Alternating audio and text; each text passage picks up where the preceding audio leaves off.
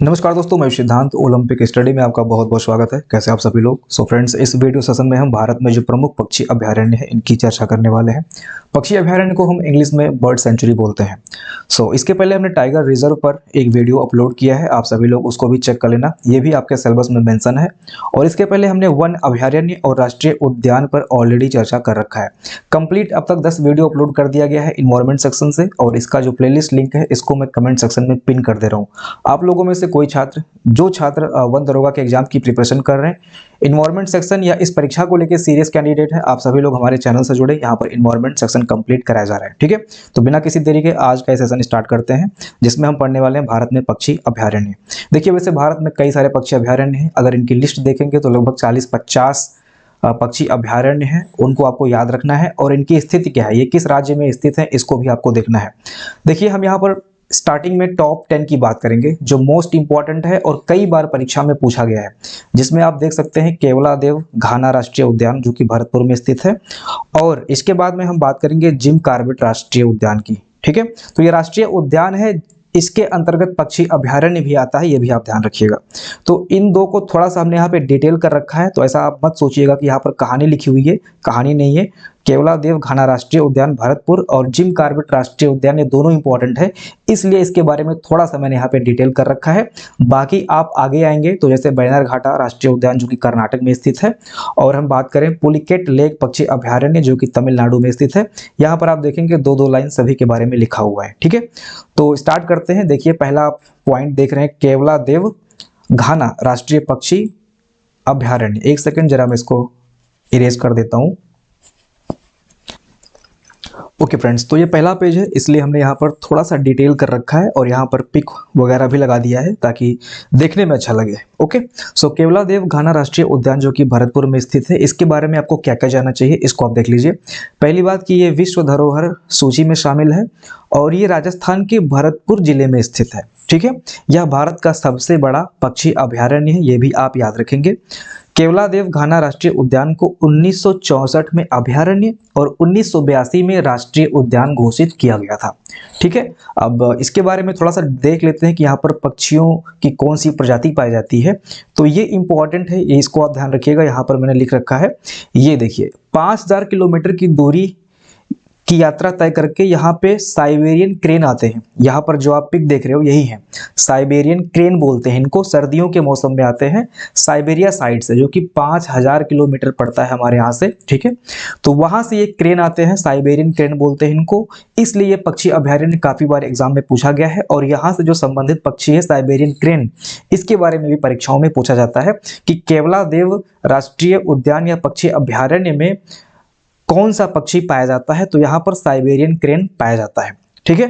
तो ये सारी चीजें आपको केवलादेव घाना राष्ट्रीय उद्यान के अंतर्गत याद रखनी है। अगला जो राष्ट्रीय उद्यान है, ये आप देख सकते हैं, ये है जिम कॉर्बेट राष्ट्रीय उद्यान। ये उत्तराखंड के उत्तरांचल राज्य के नैनीताल जिले में स्थित है। तो उत्तराखंड यहाँ पर होना चाहिए, तो उत्तराखंड के नैनीताल जिले में स्थित है। और एक क्वेश्चन यहाँ से बनता है कि जिम कॉर्बेट राष्ट्रीय उद्यान के बीच से कौन सी नदी बहती है। तो यहाँ पर रामगंगा नदी बहती है। अब देखिए, चाहे बीच से बोल देगा या बगल से बोल देगा, आपको ये याद रखना है कि रामगंगा नदी जिम कॉर्बेट राष्ट्रीय उद्यान से संबंधित नदी है, ठीक है। और ये भी आप याद रखेंगे कि भारत का यह सबसे पुराना पार्क है, अपने संरक्षित क्षेत्र में पक्षियों की कम से कम 580 प्रजातियों की ये मेजबानी करता है, ठीक है। तो यहाँ पर देखिए, आप इसमें याद क्या क्या रखेंगे, आपको याद रखना है कि रामगंगा नदी के आसपास ये पार्क स्थित है, नैनीताल जिले में है, ठीक है। और यहाँ पर मुख्य रूप से मुर्गाबी पक्षी पाया जाता है, ठीक है। ये प्रवासी पक्षी है, बाहर से आता है, तो मुर्गाबी पक्षी यहाँ पर पाया जाता है। तो इन दोनों को थोड़ा सा मैंने डिटेल कर रखा था। बाकी जो लिस्ट आप देख रहे हैं, यहाँ पर मैंने कम लाइन्स ऐड की हैं, ठीक है। अगला आप देख सकते हैं, यह है बैनरघाटा राष्ट्रीय उद्यान, जो कि कर्नाटका में स्थित है, बंगलौर से 25 किलोमीटर दूर पर पड़ता है। और यह पक्षी निरीक्षकों के लिए अच्छी जगह माना जाता है। यहाँ पर पक्षी निरीक्षक आते हैं और पक्षियों से रिलेटेड रिसर्च करते हैं। ओके, ये कहाँ पर है, कर्नाटक से है। देखिए, इस लिस्ट को शामिल करने का उद्देश्य मेरा यह है कि आप ये देखिए कि बहुत ज़्यादा चीज़ें आपको इसके अंतर्गत पढ़नी नहीं है। मेन आपका क्या है, एग्जाम पॉइंट ऑफ व्यू से अगर हम देखें तो मेन आपका लिस्ट है, ठीक है। और किस राज्य में ये अभयारण्य या राष्ट्रीय उद्यान या पक्षी अभयारण्य स्थित है, ये आपको याद रखना है। लिस्ट मैंने ऐड कर रखी है, आप लोग टेंशन फ्री रहें, ठीक है। कंप्लीट लिस्ट यहाँ पर मैंने लगा रखी है, तो लिस्ट भी आपको दिया जाएगा। सो अभी हम चर्चा करेंगे इसके बारे में कि आपको पढ़ना कैसे है, क्योंकि मैंने दो तरह की लिस्ट यहाँ पर शामिल कर रखी है, तो वीडियो को आप लोग लास्ट तक देखिएगा। देखिए, अगला जो पक्षी अभयारण्य है, हमने पुलिकेट, यहाँ पर हमने बैनर घाटा की बात कर ली है। इसके बाद में हम आते हैं पुलिकेट लेक, नाम आपने सुना होगा पुलिकेट झील के बारे में, तो वही पुलिकेट लेक या पुलिकेट झील जो कि तमिलनाडु में स्थित है। और यह अगर एग्जैक्ट लोकेशन की बात करें तो तमिलनाडु और आंध्र प्रदेश दोनों के तट पर पाया जाता है, ठीक है। तो नमकीन बैक वाटर लेगून है और तमिलनाडु और आंध्र प्रदेश के तट पर पाया जाता है। अगर हम यहाँ पर इंपॉर्टेंट फैक्ट्स की बात करते हैं तो उड़ीसा के चिल्का झील के बाद, उड़ीसा में जो चिल्का झील स्थित है, इसके बाद में पुलिकेट झील भारत का दूसरा सबसे ज्यादा नूनखरा जल पारितंत्र है। तो सबसे ज्यादा नूनखरा जल कहाँ पर पाया जाता है, तो उड़ीसा के चिल्का झील में पाया जाता है और इसके बाद में फिर पुलिकेट झील में पाया जाता है, ठीक है। तो यह जो है ये मत्स्य गतिविधियों का वाणिज्यिक केंद्र भी है, ये भी आप ध्यान रखेंगे। तो सब मिला के देखना आपको यह है कि पुलिकेट लेक जो है ये तमिलनाडु में स्थित है, ओके। और चिल्का झील के बाद में दूसरा यह सबसे ज्यादा नूनखरा जल पारितंत्र है, ये आपको याद रखना है। अगला देखते हैं नागरहोल राष्ट्रीय उद्यान।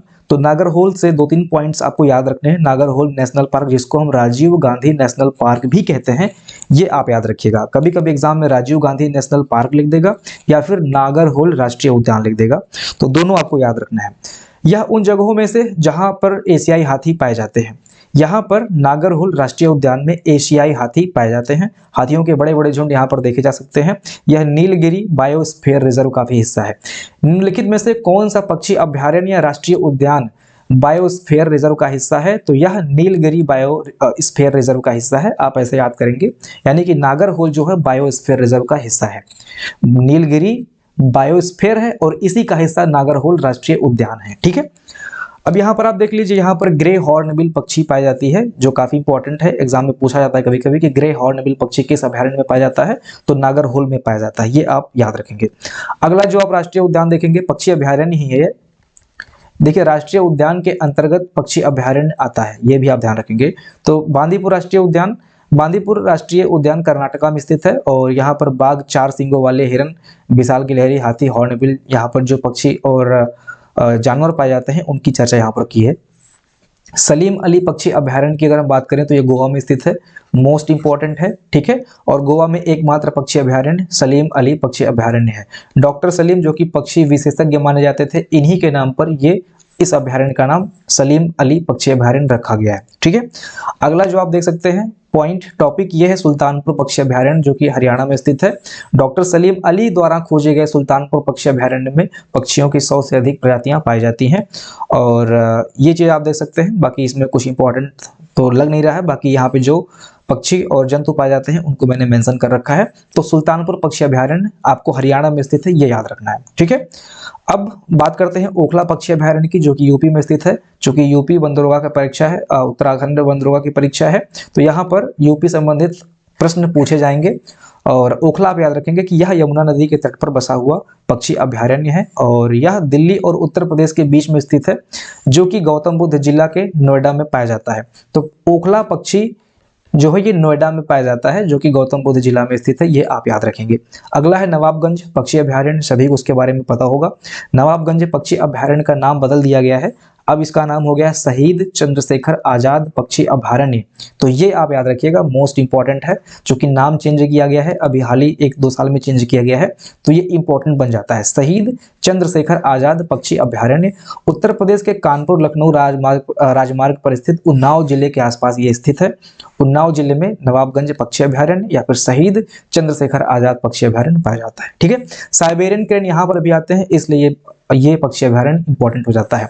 तो अभी तक जो हमने बात की है ये इंडिया के टॉप 10 पक्षी अभयारण्य है, जो कि एग्जाम में कई बार पूछे गए हैं, इसलिए हमने थोड़ा सा इनको यहाँ पर डिटेल कर रखा है, ओके। थोड़ा सा यहाँ पर आप डिटेल जानकारी प्राप्त कर सकते हैं इन पक्षी अभयारण्य के बारे में। अब हम बात करते हैं पक्षी अभयारण्य से संबंधित 5 ऐसे प्रश्न जो एग्जाम में पूछ सकता है। छोटा, बड़ा, लंबा, चौड़ा, पुराना, नया, इस टाइप से जो प्रश्न पूछता है इसको हम देख लेते हैं। 5 महत्वपूर्ण प्रश्न बनेंगे इस टाइप से। पक्षी अभयारण्य से संबंधित महत्वपूर्ण प्रश्न देखते हैं क्या है। भारत का सबसे पुराना पक्षी अभयारण्य कौन सा है, तो ये आपका तमिलनाडु में वेदांथगल पक्षी अभयारण्य, ठीक है, याद रखिएगा। तमिलनाडु में वेदांथगल पक्षी अभयारण्य जो है ये भारत का सबसे पुराना वाला पक्षी अभयारण्य है। दूसरा प्रश्न, भारत का सबसे बड़ा पक्षी अभयारण्य कौन सा है? तो भरतपुर पक्षी अभयारण्य राजस्थान में केवलादेव राष्ट्रीय उद्यान भी इसे कहते हैं, जो कि केवलादेव राष्ट्रीय उद्यान भरतपुर में स्थित है। तो ये आप याद रखेंगे कि ये भारत का सबसे बड़ा पक्षी अभयारण्य है, ठीक है, ओके। नेक्स्ट है पहला मानव निर्मित पक्षी अभयारण्य कौन सा है? तो महाराष्ट्र में सागरेश्वर वन जीव अभयारण्य ये पक्षी अभयारण्य भी है और मानव द्वारा निर्मित यह पहला पक्षी अभयारण्य है, ओके। तो मानव द्वारा निर्मित पहला पक्षी अभयारण्य कौन सा है? महाराष्ट्र में सागरेश्वर है। भारत का सबसे बड़ा की अगर हम बात करते हैं तो केवलादेव, भारत के सबसे पुराने की बात करते हैं तो वेदांथगल, वेदास काफी पुराने हैं, ठीक है, तो वेदांथगल सबसे पुराना पक्षी अभयारण्य है, आप ऐसे इसको कोड कर लीजिए, ठीक है। सो अगला देखते हैं क्वेश्चन क्या है, भारत में कितने पक्षी अभयारण्य स्थित हैं? तो बॉम्बे नेचुरल हिस्ट्री के अनुसार भारत में लगभग 72 पक्षी अभयारण्य हैं। तो 72 आपको नहीं याद रखना है, दो लिस्ट मैंने यहाँ पर प्रोवाइड कराई है। एक लिस्ट में जो महत्वपूर्ण पक्षी अभयारण्य है लगभग आप ये मान के चलिए कि 20-25 पक्षी अभयारण्य होंगे, ठीक है, तो ये काफी इंपॉर्टेंट बन जाते हैं और इनको आपको रट लेना है। तो ये जो 20-25 की लिस्ट में दूंगा इनको आपको रट लेना है। और दूसरी लिस्ट मैंने बना रखी है जिसमें भारत में जितने भी स्टेट हैं और उन स्टेट में जितने पक्षी अभयारण्य पाए जाते हैं उनकी लिस्ट है। तो ये थोड़ा बड़ा लिस्ट मिलेगा आपको देखने को, ठीक है, ये थोड़ा बड़ा लिस्ट है और ये छोटा लिस्ट है। तो जो दोनों देख सकते हैं बहुत अच्छी बात है, लेकिन जो दोनों नहीं देख सकते हैं, आपके पास समय कम है, आपको रिवीजन करना है, तो आप ये छोटा वाला देख लेना। आगे मैं दोनों की चर्चा करने वाला हूं, आप लोग वीडियो में बने रहें। अगला है भारत का सबसे छोटा पक्षी अभयारण्य कौन सा है? तो ये है मयूरेश्वर वन्य जीव अभयारण्य, जो कि भारत का सबसे छोटा पक्षी अभयारण्य है और ये महाराष्ट्र में स्थित है। तो ये 5 क्वेश्चन आपको याद रखने हैं, ठीक है, बार बार इसको आप देख लें ताकि आपको याद हो जाए। अभी अब वही मैंने जो बात की कि 2 लिस्ट मैंने प्रोवाइड कराई है। पहली लिस्ट है जो छोटा है, इसको आपको याद रखना है, मोस्ट इंपॉर्टेंट डेटा जिसमें रखे गए हैं, और दूसरी लिस्ट थोड़ी सी बड़ी है, इसमें भारत के सभी पक्षी अभयारण्य की लिस्ट रखी गई है।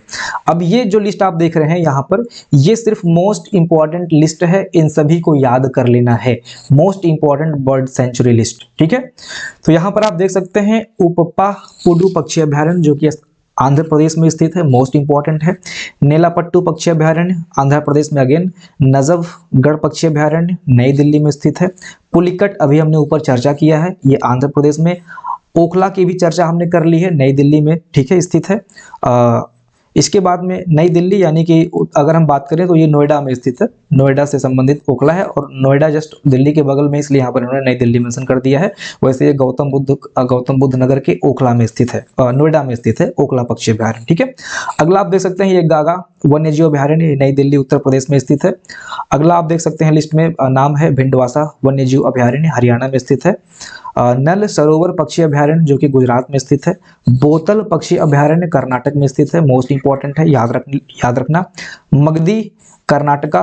कुडलुंडी पक्षी अभयारण्य ये केरला में स्थित है, ठीक है। तो थोड़े साउथ के जो नेम है इनमें थोड़ा सा अजीब वर्ड आपको देखने को मिल सकता है, बाकी नॉर्थ में जो है वो थोड़ा इजी है याद करने में।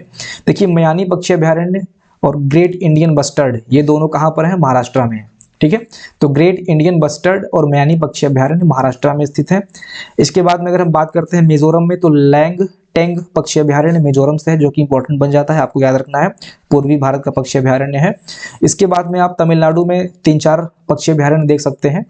यहाँ पर आपका है काजीरंगकुलम पक्षी अभयारण्य, चित्रांगुड़ी, कथानुकुलम, वेल्लोड और किरीविती पक्षी अभयारण्य। ये तमिलनाडु का लिस्ट है, मोस्ट इंपॉर्टेंट डेटाज तमिलनाडु से आते हैं, इन सभी को आपको याद रखना है, ओके। इसके बाद में आप और भी देखेंगे तो पुलिकेट झील ये भी तमिलनाडु में है। उदया मारथंदम और वाडवुरु ये चारों जो है पक्षी अभयारण्य तमिलनाडु में स्थित है। अगर हम उत्तर प्रदेश की बात करते हैं तो बखिरा, नवाबगंज, लाख बहुसी ये उत्तर प्रदेश में स्थित है। एक्चुअली मुझे लग रहा है कि तमिलनाडु से कुछ लिस्ट मुझे हटा देना चाहिए था, मैं शायद छांट नहीं पाया यहाँ पर। तमिलनाडु से लग रहा है मुझे, मैंने सारे लिस्ट को उठा के रख दिया यहाँ पे, मुझे छांटना चाहिए था। आपको जो इंपॉर्टेंट लगे उसको आप देख लेना यहाँ पर। बाकी आप यूपी में देखेंगे तो यूपी में जो इंपॉर्टेंट है, अब यूपी में तो सभी इंपॉर्टेंट हो जाता है, ओके। तो यूपी मैंने सबको शामिल कर रखा है यहाँ पर।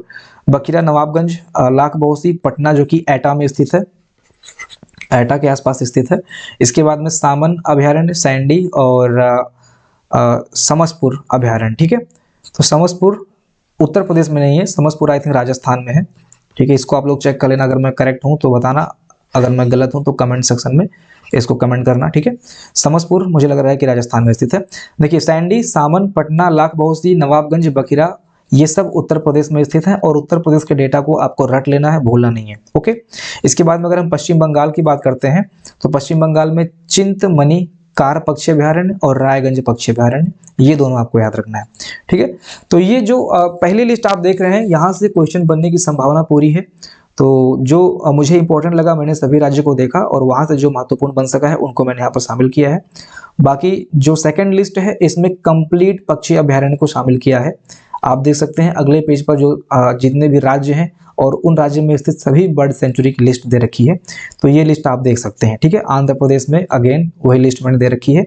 बिहार में नागी बांध पक्षी अभयारण्य है, दिल्ली उत्तर प्रदेश में ओखला नजफगढ़, गोवा में आपका सलीम अली पक्षी अभयारण्य है और गोवा में एकमात्र पक्षी अभयारण्य सलीम अली है, जैसा कि आप यहाँ पर देख रहे हैं। गुजरात में जितने बन सकते हैं, ठीक है, थोल, बचना, नल सरोवर, कच्छ, बस्टर्ड, खिजड़िया, नलिया घास मैदान, ये सब आप देख लीजिए। हरियाणा में भिंडवा, सुल्तानपुर, खपरवास। ठीक है, तो ये लिस्ट भी आप देखेंगे, ऐसा नहीं है कि आप पहले वाली लिस्ट पे डिपेंड रहें। ठीक है, ऐसा नहीं है कि ये सिर्फ पहला वाला लिस्ट आपको देख के जाना है एग्जाम में, ऐसा नहीं करना है, आपको ये वाली लिस्ट भी देखनी है। ओके, तो यहाँ पर जितने डेटास दे रखे हैं इनको भी आप याद रखेंगे। हिमाचल प्रदेश में बंदली वन्यजीव अभयारण्य, कैस है, पोंग है, गमगुल है, ये सारी चीजें आप देख सकते हैं। कर्नाटक में घटप्रभा, बंकामुड़, गुडवी, रंगाटिट्टू। अब देखिए यहाँ पर लिस्ट तो आपको याद करनी है, इसमें मैं कुछ नहीं कर सकता हूँ, ये लिस्ट मैंने आपके सामने रख दी है। ठीक है, और लास्ट में आप देखेंगे मैंने इंडिया का मैप लगा रखा है, यहाँ आप मैप के माध्यम से लोकेशन देख सकते हैं। तो जो महत्वपूर्ण पक्षी अभयारण्य है, ठीक है, उनका लोकेशन आप इस मैप में देख सकते हैं। तो मुझे लगा कि इंपॉर्टेंट लगाना चाहिए, कुछ बच्चे मैप के माध्यम से लोकेशन ट्रैक करना चाहते हैं कि कहाँ पर है, तो वो चीज़ आप यहाँ पे देख सकते हैं। ठीक है, तो यहाँ पर हमने चर्चा कर ली है, इंडिया के जितने भी बर्ड सेंचुरी लिस्ट है इनकी चर्चा कर ली है, जो महत्वपूर्ण क्वेश्चन बन सकते हैं इनकी चर्चा कर ली है, और जो टॉप 10 पक्षी अभयारण्य है इनको थोड़ा सा हमने डिटेल में देख लिया है। तो ये आपका टॉपिक रहा पक्षी अभयारण्य, इसमें और कुछ है नहीं, इसमें आपको ऐसा नहीं कोई रामबाण घूर के बुला देगा। ठीक है, अब इसके लिए भी आप मैराथन चलाओ, चाहे इसके लिए आप 5 घंटे की क्लास ले लो, सत्य यही है कि आपको पीडीएफ के माध्यम से याद करना पड़ेगा और कोई इलाज नहीं है, और ये आपको याद करना है। ठीक है, मैं कहूँगा कि आप इसको याद कीजिए, मत छोड़िए, क्योंकि 1 नंबर का यहाँ से प्रश्न बन सकता है, और इतना पढ़ने के बाद में अगर आपको 1 नंबर गारंटीड मिल रहा है तो आपको छोड़ना नहीं चाहिए मेरे हिसाब से, और ये आपके सिलेबस में भी मेंशन किया गया है। ठीक है, तो आपके सिलेबस में टाइगर रिजर्व है, पक्षी अभयारण्य है, इसके बाद में हाथी रिजर्व है, ओके, इसके बाद में राष्ट्रीय उद्यान और वन अभयारण्य है। तो वन अभयारण्य और राष्ट्रीय उद्यान हमने कवर कर लिया है, टाइगर रिजर्व कवर हो गया, पक्षी अभयारण्य भी कवर हो गया है। अब आपका बच रहा है हाथी रिजर्व, और हाथी रिजर्व का वीडियो आज शाम तक या फिर कल सुबह आपको देखने को मिल जाएगा। ठीक है, तो वीडियो को अगर आपने लास्ट तक देखा है तो आपका बहुत बहुत धन्यवाद भाई, आपके अंदर पैसेंस है और मैं उम्मीद करता हूं कि आपका सिलेक्शन हो जाए। ओके, सो अगर आप लोग पेड क्लासेस लेना चाहते हैं, अगर आप लोग हमारे पेड ग्रुप से जुड़ना चाहते हैं तो आप हमें कमेंट कर सकते हैं, डिटेल जो है आपका डिस्क्रिप्शन बॉक्स में दिया गया है। ठीक है, सो मिलते हैं अगले सेशन में, अपना ख्याल रखिएगा, जय हिंद।